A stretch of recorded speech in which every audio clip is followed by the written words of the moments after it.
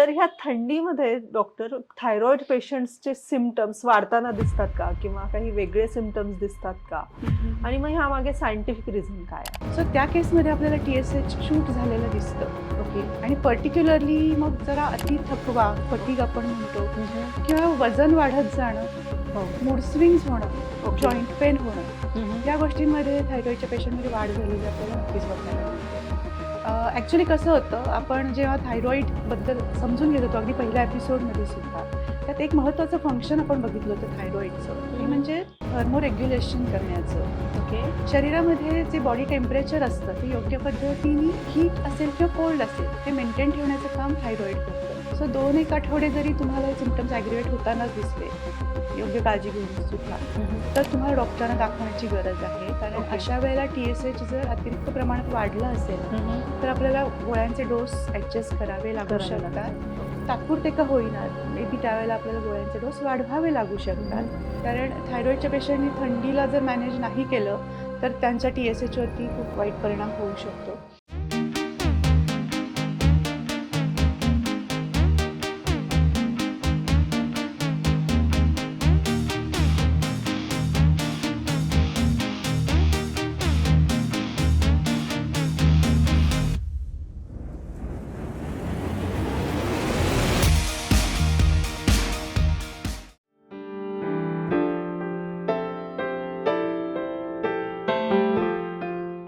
भारत हा अतिशय समृद्ध देश आहे. तसंच एक वरदान आपल्याला आपल्या ऋतूंबद्दलही मिळालेलं आहे. तिन्ही ऋतू उन्हाळा, हिवाळा आणि पावसाळा हे आपल्याला समप्रमाणात मिळालेले आहेत. आता हिवाळा सुरू होतोय. हिवाळा म्हटलं की छान उबदार वातावरण, सकाळचं कोवळं ऊन, प्लीझंट वातावरण सगळीकडे आणि सगळ्यात महत्त्वाचं म्हणजे ह्यावेळेस निसर्ग भरभरून देतो. अतिशय फ्रेश, ताज्या भाज्या, ताजी फळं, वेगवेगळी सीझनल फ्रुट्स यामध्ये अवेलेबल असतात. पण ह्या ऋतूचा थायरॉइड पेशंट्स किती आनंद घेऊ शकतात? घेतात का खरंच? थायरॉइड पेशंट्सला जास्त थंडी जाणवते, ड्रायनेस जास्त जाणवतो. खरं तर हिवाळ्यामध्ये जठर-अग्नी तप्त असतो, पण हा जठर-अग्नी कोणाला भूकच लागत नाही, तर कोणाला खूप भूक लागते. ही 2 टोकाची लक्षणं खरं तर आपल्याला यामध्ये दिसतात. तर ह्या सगळ्या प्रश्नांची उत्तरं आपल्याला आजच्या ह्या एपिसोड्समध्ये घ्यायची आहेत. आजचा एपिसोड आहे हिवाळा आणि ह्या हिवाळ्याचा थायरॉइडसोबत काय संबंध आहे? नमस्कार, मी संपदा हुद्देदार. थायरॉइडवरील ह्या पहिल्या मराठी पॉडकास्टमध्ये म्हणजेच थायरो संवादमध्ये तुम्हा सगळ्यांचं खूप खूप स्वागत. खूप खूप धन्यवाद सुद्धा. आम्हाला खूप छान मेसेजेस येत आहेत, की आमच्या म्हणजे डॉक्टर चंद्रश्रींनी दिलेल्या ह्या नॉलेजचा, ह्या ज्ञानाचा तुम्ही सगळेजण फायदा करून घेताय. चल सुरू करूया आजचा एपिसोड. आपल्यासोबत आहे डॉक्टर चंद्रश्री, थायरॉइड फ्री फॉरएव्हर ह्या संस्थेच्या संस्थापिका आणि थायरॉइड रिव्हर्सल स्पेशालिस्ट. नमस्कार डॉक्टर, खूप खूप स्वागत. थँक्यू संपदा. म्हटलं हिवाळा येतोय. सगळेच चक्रानुसार पेशंट्समध्ये बदल होत असतील. अगदीच. तर मग थायरॉइडच्या पेशंट्समध्ये सुद्धा हिवाळ्याबद्दल काही असे स्पेसिफिक बदल जाणवतात का? म्हणून खरं तर हा एपिसोड करायचं ठरवलंय. नक्कीच.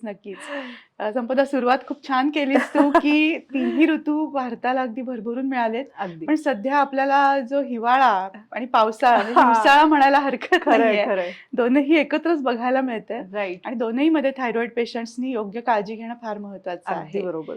तर आता थंडी सुरू झाली असं म्हणूया. अजून तरी Yes. पाऊस नाहीये गेल्या काही करेक्ट. दिवसांमध्ये. ऑफिशियली थंडी सुरू झालीये. अगदी. तर ह्या थंडीमध्ये डॉक्टर थायरॉइड पेशंट्सचे सिम्पटम्स वाढताना दिसतात का? किंवा काही वेगळे सिम्पटम्स दिसतात का? आणि मग ह्यामागे सायंटिफिक रिझन काय आहे? येस. ॲक्च्युली कसं होतं, आपण जेव्हा थायरॉइडबद्दल समजून घेत होतो अगदी पहिल्या एपिसोडमध्ये सुद्धा, त्यात एक महत्त्वाचं फंक्शन आपण बघितलं होतं थायरॉइडचं, ते म्हणजे थर्मोरेग्युलेशन करण्याचं. ओके. शरीरामध्ये जे बॉडी टेम्परेचर असतं ते योग्य पद्धतीने हीट असेल किंवा कोल्ड असेल ते मेंटेन ठेवण्याचं काम थायरॉइड करतं. बरं. आणि हिवाळ्यामध्ये जनरली थायरॉइडच्या पेशंटमध्ये TSH वाढलेलं आढळतंच. हो का? म्हणजे दिसतं, येस. सहसा ही दिसतंच. नॉर्मल कंडिशन आहे म्हणायला हरकत नाहीये. सो अच्छा. अशा वेळेला हम्म. सिम्पटम्स काय वाढतात किंवा कसे वाढतात ते आपण पुढे बघूयातच. पण जनरली फक्त TSH वाढलेलं आहे म्हणून खूप जास्त काळजी करू नका. योग्य पद्धतीने ते आपण नियंत्रणात आणू शकतो आणि सिम्पटम्स वाढू न देता त्याला नियंत्रणात आणू शकतो. ओके. त्याचं सायंटिफिक रिझन जे तू मगाशी आता विचारलंस, त्याच्या मागे एक महत्त्वाचं जे आहे ते हीट रेग्युलेशन बिघडतं. बरं. जरी मेटाबॉलिझम इन्क्रीज होत असलं तरीही बाहेर एक तर कोल्ड कंडिशन असते आणि शरीरामध्ये जी हीट प्रोड्यूस व्हायला आवश्यक असते त्या प्रमाणात TSH सुद्धा वाढायला लागतं. ओके. कारण ती हीट प्रोड्यूस होण्यासाठी ते नॅचरल शरीराची ती टेंडन्सी आहे. सो त्या केसमध्ये आपल्याला TSH शूट झालेलं दिसतं. ओके. आणि पर्टिक्युलरली मग जरा अति थकवा, फटीग आपण म्हणतो, हम्म. किंवा वजन वाढत जाणं, हो. मूड स्विंग्स होणं, ओके. जॉईंट पेन होणं, हम्म. या गोष्टींमध्ये थायरॉइडच्या पेशंटमध्ये वाढ झालेली आपल्याला नक्कीच बघायला मिळते. ओके. सो डॉक्टर, मी जसं आता सुरुवात केली, जठराग्नी तप्त असतो ह्या दिवसांमध्ये, हो हो. खावंसं वाटतं, गरम अन्न पदार्थ खावेसे वाटतात. तर मग ह्या लोकांमध्ये, थायरॉइड पेशंट्समध्ये क्रेविंग्स वाढतात का? किंवा म्हणजे अगदीच भूक न लागणं किंवा खूप भूक लागणं, ह्यामध्ये तुम्ही काही पाहिलंय का, असे पेशंट्स हो, पाहिले का? नक्कीच होतं. आता हायपोथायरॉइडिझममध्ये जनरली मेटाबॉलिझम लो असतं, त्याला अंडर ॲक्टिव्ह थायरॉइड आपण म्हणतो. त्यामुळे अशा पेशंट्समध्ये भूक मंदच असते. जरी बरं. थंडीचे दिवस असले तरी म्हणावी तशी भूक अ, लागते, पण जास्त अन्न जात नाही. बरं. अशी कंडिशन हायपोथायरॉइडिझममध्ये असते. आणि हायपरमध्ये त्यांचं मेटाबॉलिझम चांगलं असतं, त्यांना उलट बूस्ट मिळतो. ओके. पण अशा पेशंट्समध्ये ना रेस्टलेसनेस थोडासा जास्त दिसतो. अच्छा. सो जे काही हीट रेग्युलेशन डिस्टर्ब होतं थायरॉइडच्या पेशंट्समध्ये, त्यावेळेला मग क्रेविंग्स आपल्याला मॅनेज करणं थोडं अवघड होतं. भूक तर लागलेली असते, पण जास्त अन्न जात नाही. मग अशा वेळेला योग्य पद्धतीचा आहार निवडणं, जो शरीराला आपल्याला एनर्जी देणार आहे, योग्य पद्धतीने आपली ताकद वाढवणार आहे आणि आपले थायरॉइड हॉर्मोन्स नॉर्मल ठेवणार आहे, ओके. असा आहार निवडणं याच्यावरती भर देणं फार महत्त्वाचं आहे. ओके. म्हणजे सतत गरम अन्न खाणं योग्य आहे का थायरॉइड पेशंट? सतत गरम अन्न खायची गरज नाहीये, पण ऑफकोर्स तुमच्या आहारामध्ये तुम्ही गरम सूप वापरायचं आहे. आणि गरम-गरम अन्न, ताजं अन्न घ्या तुम्ही ताजं कुठल्याही अन्न. सीझनमध्ये, ते राईट, राईट. महत्त्वाचं आहे. ओके. आणि असे पदार्थ वापरायचे गरम वरून नाही आहेत, म्हणजे तुम्ही गॅसवरून उतरवलेले पदार्थ खाल्ले नाही तरी जे शरीरात गेल्यानंतर हीट प्रोड्यूस करणार आहेत, हां. असे अन्नपदार्थ तुम्ही घेतले पाहिजेत, बरोबर. जेणेकरून जी शरीराची सिस्टीम बिघडली आहे, हीट शरीरात तयार होण्यासाठी TSH जे वाढवण्याची शरीराची बरोबर आहे. प्रक्रिया आहे, त्याला आपण थोडासा मदत करू शकतो एक बरोबर. योग्य पद्धतीचे अन्नपदार्थ घेऊन. ओके. मग त्याच्यामध्ये पर्टिक्युलरली काही थंडीच्या दिवसात जनरली आपण डिंकाचा लाडू खातो. हो. सो आवर्जून खावा. कारण डिंक एक तर बोनची हेल्थ पण सांभाळायला हो. मदत करणार आहे आणि थंडीमध्ये हीट प्रोड्यूस करायला मदत करणार आहे. मदत करतो. फक्त जनरली त्याच्यामध्ये जे सुकं खोबरं वापरलं जातं ते आपल्याला टाळायचं आहे. त्याच्याऐवजी तुम्ही ओलं खोबरं वापरू शकता आणि डिंकाचे लाडू एन्जॉय करू शकता. म्हणजे अळीवाचे बरेचदा लाडू पण चालतील? अळीवाचे पण लाडू चालणार आहेत. ओके. शेंगदाणा, गुळ शेंगदाण्याचे लाडू चालणार आहेत. ओके. तीळ बेस्ट आहे. तीळ हो. तुम्ही तुमच्या आहारामध्ये अगदी चांगल्या बरोबर. पद्धतीने वापरू शकणार आहात. Okay, great. तुम्ही आता बोलता बोलता म्हणालात की रेस्टलेसनेस वाढतो. ओके. तर मग या रेस्टलेसनेस मध्ये एक्स्ट्रा फूड खाल्लं जातं का? होऊ शकतं. आणि अशा वेळेला तू जर म्हणलीस की क्रेविंग्ज होतं, ते अनहेल्दी पदार्थांचं क्रेविंग जास्त होतं. आणि मग बरेचदा बिस्किट्स म्हणा किंवा मैद्याचे पदार्थ, तळलेले पदार्थ, बरोबर. असे पदार्थ खाण्याची इच्छा पेशंट्समध्ये होऊ शकते. पण आपल्याला ती आवर्जून टाळणं गरजेचं आहे. बरोबर. योग्य पद्धतीने जर आपण पाण्याचं सुद्धा प्रमाण मेंटेन ठेवलं, तुम्ही जर भूक लागते, क्रेविंग्ज होत आहेत, तुम्ही कोमट पाणी प्या त्यावेळेला. सो तुमची हीटही मेंटेन राहणार आहे आणि तुमचे क्रेविंग्स त्यावेळेला तुम्ही कमी करू शकणार आहात. आणि रिप्लेस त्याला हेल्दी ऑप्शन्सनी करणं फार महत्वाचं आहे, जे बरोबर. आता आपण थोडेफार बोललो. सो त्या पद्धतीने आपल्याला ते कंट्रोल करणं गरजेचं आहे. ग्रेट. थंडी आणि दुलई हे अतिशय सुंदर समीकरण आहे. Yes, तर जनरली असं पाहिलं जातं की थंडी म्हटलं की चला झोपून राहूया, हां. थोडंसं उशिरा उठूया, बाहेर पडलं तर धुकंच आहे, दिसणारच नाही. तर मग हे व्यायाम टाळणं किती चुकीचं आहे? खूप चुकीचं आहे. मी कायम सांगते की एक्सरसाइजला सुट्टी नाही नाही. द्यायची आहे. एक्सक्यूज तुम्ही नाहीये. अजिबातच नाहीये. तुम्ही कुठल्याही सीझनमध्ये असा, तुम्हाला एक्सरसाइज शिवाय पर्याय नाहीये. आणि थंडी आहे तरीही एक्सरसाइजनीच तुम्ही शरीरामध्ये हीट निर्माण करू करू शकणार शकतो. आहात बरोबर आहे. ऑलरेडी. कारण एकतर सनलाईट आपल्याला कमी मिळत असतो, हो. त्याच्यामुळे व्हिटॅमिन डी ची डिफिशियन्सी असते, व्हिटॅमिन B12 ची डिफिशियन्सी असते. बरोबर. आणि सनलाईट कमी मिळाल्यामुळं सेरोटोनिन लेवलवरती सुद्धा त्याचा परिणाम होतो, जेणेकरून आपले मूड स्विंग्स होणं किंवा जे रेस्टलेसनेस आपण म्हणतोय त्या गोष्टी होणं हे स्वाभाविक असतं. बरोबर. मग अशा वेळेला एक्सरसाइज हाच एक महत्त्वाचा मुद्दा आहे, हो. जो तुमची एनर्जी बूस्ट करेल, तुमची इम्युनिटी बूस्ट करेल आणि विटॅमिन डीचा सोर्स मिळवण्यासाठी तुम्ही उन्हात जाण्याचा एक अगदी. तुम्हाला चान्स मिळेल. अगदी आणि सोपा उपाय आहे अगदी खरं तर अगदी हा. अगदी. सो थोड्या प्रमाणात का होईना तुम्हाला हम्म. ऍक्टिव्हिटी करणं गरजेचं आहे. थोडीशी वाटेल सुरुवातीला की मला थंडीत वाजतीये, मला त्या पांघरुणातनं बाहेर पडायचं नाहीये, पण तो एक क्षण असतो. तो आपल्याला जर बरोबर. आपण टाळू शकलो आणि एक्सरसाइज करायला सुरुवात केली, थंडी पळून जाणार आहे अगदी आणि एक्सरसाइजचे बेनिफिट्स मिळणार आहेत. त्यामुळे एक्सरसाइजमध्ये पण ना शक्यतो अँटी ग्रॅव्हिटी एक्सरसाइज करण्याकडे भर असावा, जेणेकरून सडन तुम्हाला ती एनर्जी, ती Right. हीट तुम्हाला तिथून मिळू शकेल Okay. आणि मूड सुद्धा आपला चांगला होऊ शकतो. हॅपी हार्मोन सिक्रेट होतात, एन्डॉर्फिन लेवल सिक्रेट होतात, जेणेकरून मग आपला मूड सुद्धा, जो मूड स्विंग्स होणं, चिडचिडेपणा होणं, या ज्या हे गोष्टी कमी होत होईल. असतात, थकवा जाणवत असतो, तोही कमी व्हायला एक्सरसाइजची मदत आपल्याला होणार आहे. ओके. त्यामुळं अँटी ग्रॅव्हिटी एक्सरसाइज जसं मी म्हटलं तर जिना चढउतार करणं आहे, हो सायकलिंग आहे, हो. किंवा तुम्ही घरीच करणार असाल तर जागेवर जॉगिंग करू शकता, दोरीच्या उड्या मारू शकता.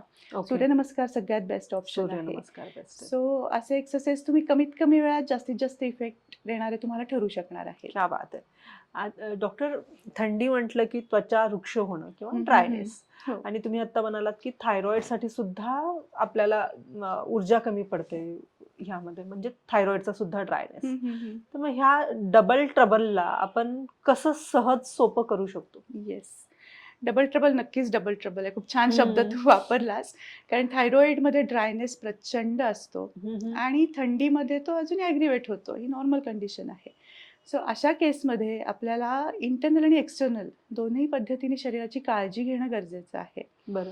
एक्सटर्नली आता हे डिफरन्शिएट कसं करायचं, की हा. थायरॉइडमुळं आहे की हिवाळ्यामुळं आहे. राईट.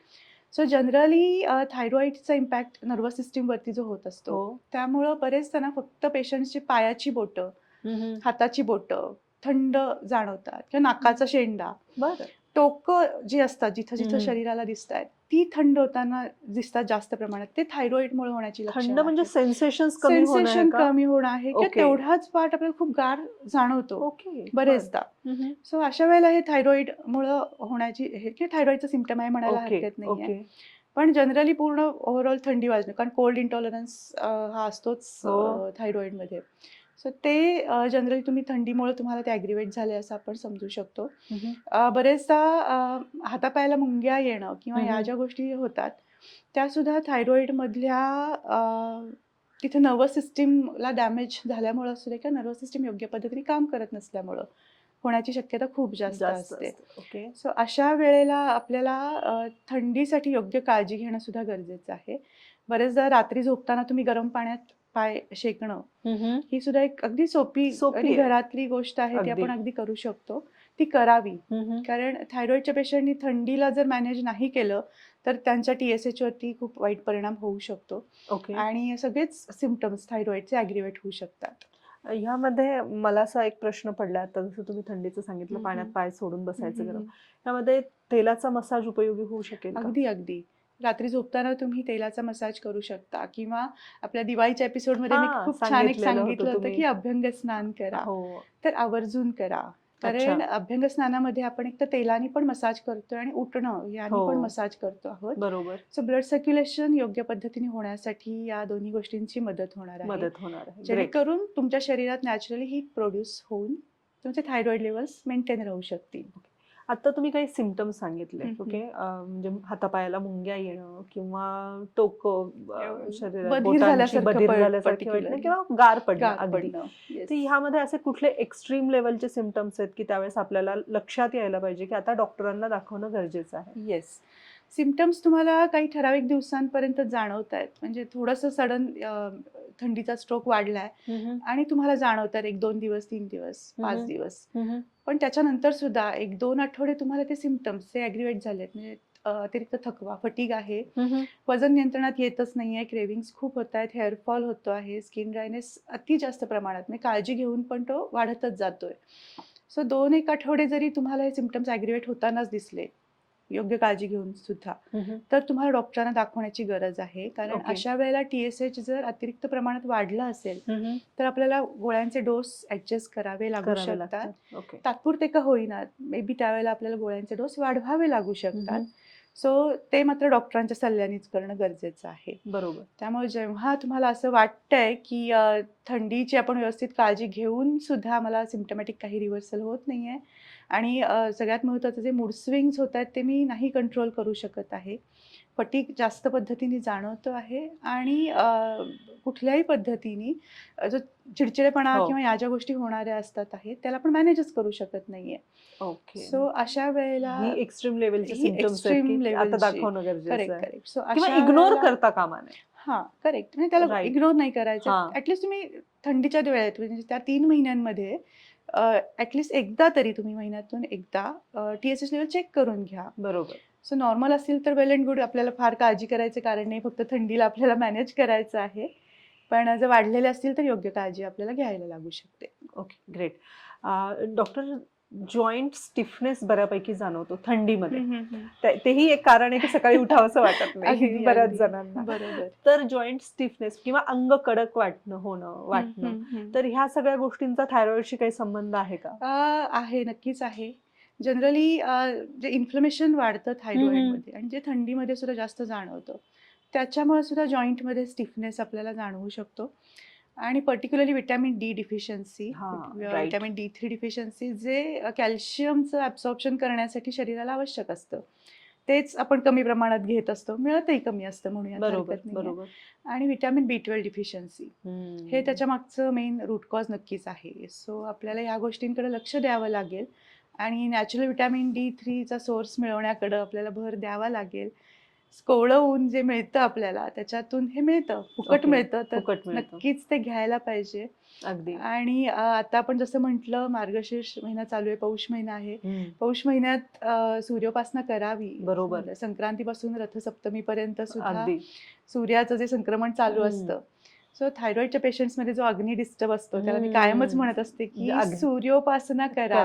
राईट. मग त्याला सन गेझिंग आहे, सन बाथिंग आहे. अगदी. या गोष्टी खूप छान उपयोगी ठरतील आणि ऑफकोर्स तुम्ही ते घ्यायला जेव्हा बाहेर पडाल त्यावेळेला तुम्ही एक्सरसाइजला सुद्धा तिथं बूस्ट करू शकता, एक्सरसाइज करू Absolutely right. शकता. आणि हे खूप सोपे उपाय आहेत म्हणजे Yes. फार काही अवघड नाहीये त्यामध्ये, पण एक नक्कीच. पाऊल पुढे टाकणं गरजेचं आहे. अगदीच. जसं तुम्ही आता म्हणत होतात डॉक्टर की B12 आणि D3 युजली हो. हे डिफिशियन्सी आपल्याला दिसायला लागते हो, पर्टिक्युलरली. हो, हो. मग हिवाळा सुरू व्हायच्या आधी किंवा थंडी सुरू व्हायच्या आधी तुम्ही सजेस्ट कराल का की ह्या टेस्ट करून घेणं गरजेचं आहे? हां, म्हणजे साधारण 6 महिन्यातनं एकदा तुम्ही या टेस्ट आवर्जून करून घ्या. थायरॉइडच्या पेशंट्सना मी नक्की सजेस्ट करेन. कारण सीझन असू दे किंवा इतर काही असू दे, थायरॉइड पेशंटमध्ये हे 2 विटॅमिन्स कमी होण्याची शक्यता खूप जास्त असते. ओके. सो पर्टिक्युलर एक तर थंडीच्या दिवसांमध्ये आणि दुसऱ्या पावसाळ्याच्या सुरुवातीला. अच्छा. ह्या ओके. 2 वेळेला तुम्ही थायरॉइड फंक्शन टेस्ट आणि B12 D3 हे चेक करायला काहीच हरकत नाही. ग्रेट. सो आपण त्याची काळजी घेऊ शकू. बरोबर. आणि म्हणजे आपल्याला लक्षात पण येईल की नेमकं पुढे काय करायचं आहे. Correct, correct. Right actions Correct. At the right time आपल्याला घेता येतील बरोबर. त्यावेळेस. Okay, great. मला आता हा सगळ्यात महत्त्वाचा प्रश्न वाटतोय माझ्या दृष्टीने. मूड स्विंग्स किंवा इमोशनल इम्बॅलन्स. नॉर्मल लोकांना वाजणारी थंडी आणि थायरॉइड पेशंटला वाजणारी थंडी ह्यामध्ये फरक आहे. नक्कीच. ड्रायनेस ह्यामध्ये फरक आहे. नक्कीच. डाएट चेंजेस ह्यामध्ये फरक आहे. हो. तर ह्यामुळे मग तुमचा इमोशनल इम्बॅलन्स होण्याची शक्यता आहे का? अगदीच होतो. अगदीच होतो. आणि त्याचाच परिणाम म्हणून जे मगाशी मी म्हटलं की मूड स्विंग्स होणं, चिडचिडेपणा होणं आणि तो मॅनेज न करू शकणं. बरोबर. या गोष्टी नक्कीच होतात. आणि त्याला अजून एक मगाशी मी कारण सांगितलं ते म्हणजे सेरोटोनिन लेवल शरीरामधल्या कमी व्हायला लागतात. बरोबर. सो अशा वेळेला इच्छा असून सुद्धा आपल्याला तो मूड हॅपी करता येत नाही. त्याला अगदी प्रयत्नपूर्वक आपल्याला आणावं लागतं ओढून. अगदी. आणि मग छोट्या छोट्या गोष्टीतून आपण हे मिळवू सुद्धा शकतो. जसं हम्म. अगदी छोटीशी गोष्ट अभ्यंग स्नानातून मिळणारा आनंद आहे. बरोबर. छोट्या छोट्या एक्सरसाइज मधनं मिळणारा आनंद आहे. ओके. सूर्योपासना केल्यानंतर मध्ये जी असणारी एनर्जी आहे, त्याच्यामध्ये असणारे जे गुण आहेत ते आपल्यामध्ये यावेत. या बरोबर. पद्धतीने केलेली आराधना असणार आहे. या बरोबर. गोष्टींनी आपण नक्कीच तो मूड आपला चेंज करू शकतो. कारण निसर्ग हा सगळ्यात मोठा डॉक्टर आहे म्हणायला हरकत खरंय. नाहीये. अगदी. त्यामुळं प्रत्येक सीझनमध्ये त्या वेळी जे जे निसर्गातले बदल आहेत ते योग्य पद्धतीने आपण घेणं आणि आपल्या Accept मानसिकतेवर करणं. काम करणं हे गरजेचं आहे. मागच्या एका एपिसोड मध्ये तुम्ही सांगितलं होतं डोपामाइन बॉक्स, आपला जो मानसिक Yes. आरोग्यावर एपिसोड झाला होता करेक्ट, त्यामध्ये करेक्ट, त्या आवडीच्या गोष्टी करणं Correct. ज्यातनं आनंद मिळतो, बरोबर. म्हणजे तुमच्या मूड स्विंग्स कमी व्हायला त्यामुळे मदत होऊ शकेल. अगदी अगदी अगदी Right, खरं great. आहे. डॉक्टर मला आता सांगा की विंटर रुटीन कसं असावं थायरॉइड पेशंटचं? करेक्ट. सगळ्यात महत्वाचं आहे की स्टे वॉर्म. येस. कारण बरेच जण माझ्याकडे परवाच OPD मध्ये पेशंट आल्या होत्या. स्वेटर नाही, काही नाही. TSH वाढलंय, वजन वाढत चाललंय, येतच नाहीये नियंत्रणात. पहिला प्रश्न माझा होता, तुम्ही स्वेटर किंवा कानाला काही बांधलेलं का उबदार नाही कपडे आहे? किंवा हा की बाहेर पडलोय चला, अरे नाहीये. तुम्ही बिंग अ थायरॉइड पेशंट तुम्ही ती काळजी घेणं गरजेचं आहे. So stay warm at any condition. मग तुम्ही कपड्यांपासून तुमच्या जे डेली वेअर तुम्ही स्किनसाठी पण करत असाल तर ते करणं गरजेचं आहे. मग मॉइश्चरायझर लावणं असेल किंवा गरम पाणी पिणं असेल, गरम पदार्थ खाणं असेल, ज्या पद्धतीने आहे. जसं मी आता काही उष्ण पदार्थ आपण सांगितले, त्याच्यामध्ये अजूनही काही अद्रक, आलं म्हणूयात, आलं, हळद, काळी मिरी, दालचिनी यासारख्या गोष्टीतून सुद्धा आपल्याला हीट मिळते. बरोबर. सो ज्या गोष्टीतून आपल्याला ती वॉर्मनेस घेता येईल तो घेण्याचा प्रयत्न असला पाहिजे. सेकंड आहे हायड्रेशन मेंटेन ठेवा. बरोबर. कारण जे ड्रायनेस आपण मगापासून म्हणतो आहे त्याला सगळ्यात बेस्ट उपाय आहे तुमचं हायड्रेशन मेंटेन ठेवणं. बरोबर. कारण पावसाळ्यात आणि थंडीत तहान खूप कमी लागते. बरोबर. मग अशा वेळेला आपण पाणी कमी पितो हो. आणि डिहायड्रेशनमुळं सुद्धा तुमच्या थायरॉइडवरती तर परिणाम होतो, ड्रायनेस तर वाढतंच आणि वॉर्मथ तुम्ही योग्य पद्धतीने मिळवू शकत नाही. तिसरी महत्त्वाची गोष्ट आहे बॅलन्स डाएट तुम्ही घेतला गेला पाहिजे. काही पदार्थ आपण आत्ताही बोललो जसं की ते शरीराला तुम्हाला हीट देणार आहेत. बरोबर. त्याचबरोबर आयोडीन रिच फूड थोडंसं आपल्या आहारामध्ये ॲड करणं गरजेचं आहे. आयोडीनच असं नाही, सगळेच न्यूट्रिशनल घटक ज्याच्यामध्ये मिळतात असे जसं हिवाळ्यात मिळणाऱ्या ताज्या पालेभाज्या सुंदर मिळतात त्या आपल्याला ॲड करायच्या आहेत. वेगवेगळी धान्य, होल ग्रेन जनरली आपण म्हणतो, मग खपली गहू असेल, ज्वारी असेल, पर्टिक्युलरली बाजरी आवर्जून घ्यावी थंडीच्या दिवसामध्ये. बरोबर. तीळ सगळ्यात बेस्ट आहे. तीळ लावून केलेली बाजरीची भाकरी असेल, तिळाची चटणी असेल, शेंगदाण्याची चटणी असेल, या गोष्टी आपल्या आहारामध्ये वापरायच्या आहेत. वेगवेगळे सीड्स आपल्या आहारामध्ये घ्यायचे आहेत. पर्टिक्युलरली सनफ्लॉवर सीड्स आहेत किंवा पंपकिन सीड्स आहेत. बरोबर. जे आपल्या शरीरामध्ये मॅग्नेशियम, झिंक याची कमी पूर्ण करतील. ओमेगा 3 मग त्याच्यामध्ये फ्लॅक्सीड्स किंवा जवसचे आपण म्हणतो ते आपण आहारामध्ये ऍड करणं गरजेचं आहे. या सगळ्या सीड्समधनं ना स्निग्धता पण मिळते आपल्याला. बरोबर. जी थंडीच्या दिवसामध्ये आवश्यक असते. गरजेची खरंच. सो फक्त उष्णच नाही तर ते स्निग्धही असे पदार्थ आपल्या आहारामध्ये ऍड करत जाणं गरजेचं आहे. आणि चौथी सगळ्यात महत्त्वाची गोष्ट आहे, सिम्पटम्स काही वर्सन जाणवत असतील तर आपल्या डॉक्टरांचा सल्ला नक्कीच घ्यायचा आहे. आणि अजून एक महत्त्वाची गोष्ट आहे ती म्हणजे स्लीप. तुमचे स्लीप सायकल जे आहे ते योग्य पद्धतीने मेंटेन ठेवा. कारण थंडीच्या दिवसात योग्य प्रमाणात झोप घेणं हेही तितकंच आवश्यक आहे. त्यामुळे किमान एक 7 तासाची झोप तुम्हाला व्यवस्थित मिळेल याची काळजी घ्या. जनरली दुपारी झोपलं जातं थंडीच्या दिवसात की छान जेवण झालेलं असतं, मस्त पांघरून, जसं दुलईचं उदाहरण दिलं तू की पांघरून घेऊन झोपून टाकावं असं वाटतं, पण ते टाळायचंय आपल्याला. रात्रीची झोप आपली व्यवस्थित होणं आवश्यक आहे तुमचं थायरॉइड फंक्शन नॉर्मल राहण्यासाठी सुद्धा, ऍसिडिटी कमी होण्यासाठी सुद्धा. सो ती स्लीप सायकल आपल्याला मेंटेन ठेवायची आहे. दुपारची झोप कटाक्षाने टाळायची आहे. पॉवर नॅप, आपण तुम्ही ऑफिसमध्ये असाल तर एक 5 मिनिटाची पॉवर नॅप घ्या किंवा घरी असाल तर एक 15 ते 20 मिनिटाची वामकुक्षी घ्या. तेवढीच आपल्याला आवश्यक आहे, त्याच्यापेक्षा जास्त नको आहे. सो ही स्लीप सायकल आपल्याला योग्य पद्धतीने मेंटेन ठेवणं गरजेचं आहे. क्या बात आहे. खूप छान आणि सोप्या टिप्स आहेत खरं तर ह्या. म्हणजे हिवाळा सुकर होऊ शकतो. अगदी अगदी अगदी. डॉक्टर, तुमचा एक वेबिनार होता दर रविवारी, तर ह्या वेबिनार मध्ये तुम्ही ऋतुचक्राबद्दल किंवा प्रत्येक ऋतूनुसार कशी काळजी घेणं गरजेचं आहे ह्याबद्दल माहिती देता का? अगदीच नक्की देत असते. कारण थायरॉइड हा सीझन वाईज त्याच्यामध्ये होणारे चेंजेस आपण बघतोय. पावसाळ्याबद्दल पण आपण बघितलं, हिवाळ्यामध्ये आपण काही चेंजेस होतात ते बघितलं. सो याच्यावरती आपल्याला काम करावंच लागतं. आपल्याला जर थायरॉइडपासून मुक्त व्हायचं आहे, गोळ्या औषधांपासून मुक्त व्हायचं आहे, तर फक्त ऋतुचर्याच नाही तर दिनचर्या सुद्धा, म्हणजे प्रत्येक दिवस तुमचा कसा असला पाहिजे. याच्यावरती काम करणं आवश्यक आहे आणि ते आपल्या वेबिनार थ्रू सांगण्याचा माझा प्रयत्न नक्कीच असतो. क्या बात आहे. कारण छोट्या छोट्या गोष्टींमध्ये केलेले बदल आहेत ना, हम्म. ते खूप इम्पॅक्ट करतात बरोबर. आणि ते कन्सिस्टन्सी त्याच्यामध्ये राहणं हम्म. हे आवश्यक असतं बरोबर. आणि वेळोवेळी ते मोटिवेशन मिळणं, तो बूस्ट मिळणं, बरोबर. यासाठी आपल्याकडून ते मोटिवेशन देणारे वेबिनार्स, प्रोटोकॉल्स आपण डिझाईन केलेले आहेत. ते पेशंटना खूप छान जास्त मदत करतायत त्या क्या बात रिव्हर्सल जर्नीमध्ये. Thank you so much doctor. खूप छान झाला एपिसोड. हे गरजेचं होतं. म्हणजे अगदीच. आपल्याला ऋतू आला की आपण हवं तसं रुटीन आपलं रोजचीच चाललंय तसं दिनचर्या चालू चालू द्या. ठेवतो. पण यामध्ये काहीतरी म्हणजे छोटे बदल सुद्धा किती मोठे इम्पॅक्ट करू शकतात हे तुम्ही खूप सुंदर पद्धतीने सांगितलं. खूप खूप धन्यवाद आजच्या एपिसोडसाठी. थँक्यू. थंडी जरी असेल तरी तुम्ही खूप छान पद्धतीने हे ऋतुचक्र अडॉप्ट करू शकता. शरीराची हाक ऐका, जसं डॉक्टरांनी आता सांगितलं, तर शरीराची हाक ऐका. एखादा ऋतू सुरू व्हायच्या आधी जर तुमच्या काही ठराविक ब्लड टेस्ट, जसं TSH असेल किंवा B12च्या ब्लड टेस्ट असतील, D3च्या ब्लड टेस्ट असतील, ह्या जर तुम्ही करून घेतल्या तर तुम्हाला अंदाज देखील येईल की आपल्याला पुढचा हा हिवाळा आपल्याला कसा पार पाडायचा आहे. आणि सगळ्यात महत्त्वाचं, कुठल्याही गोष्टी अवघड अजिबात नाही आहेत. त्यामध्ये सगळ्यात महत्त्वाचं आहे तुमची कन्सिस्टन्सी, नियमितता आणि तुम्ही तुमच्या शरीराची हाक कशी ऐकता, हे खूप महत्त्वाचं आहे.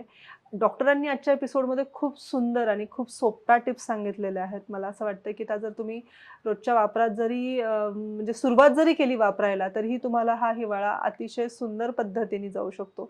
इतरांसारखाच जाऊ शकतो आणि हे न्यू नॉर्मल असू शकतं तुमच्यासाठी.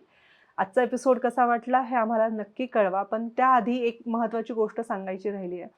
डॉक्टर चंद्रश्री हा दर रविवारी फ्री वेबिनार घेतात फक्त थायरॉईड पेशंट्ससाठी. त्याचा नक्की लाभ घ्या आणि आपलं हे channel doctor Chandrashree Kulkarni thyroid free forever हे जर सबस्क्राईब केलं नसेल तर जरूर सबस्क्राईब करा. कारण आम्ही ही जी सिरीज आणली आहे ही फक्त तुमच्यासाठी आणलेली आहे. थायरॉईडसारखा गंभीर आजार आपण सोप्या पद्धतीने कसा हँडल करू शकतो, कसा मॅनेज करू शकतो, ह्यासाठी ही सिरीज आहे. येणाऱ्या एपिसोड्समध्ये कुठल्या विषयांवर आम्ही बोलणं अपेक्षित आहे ते सुद्धा आम्हाला कमेंट्समध्ये जरूर कळवा. तोपर्यंत धन्यवाद.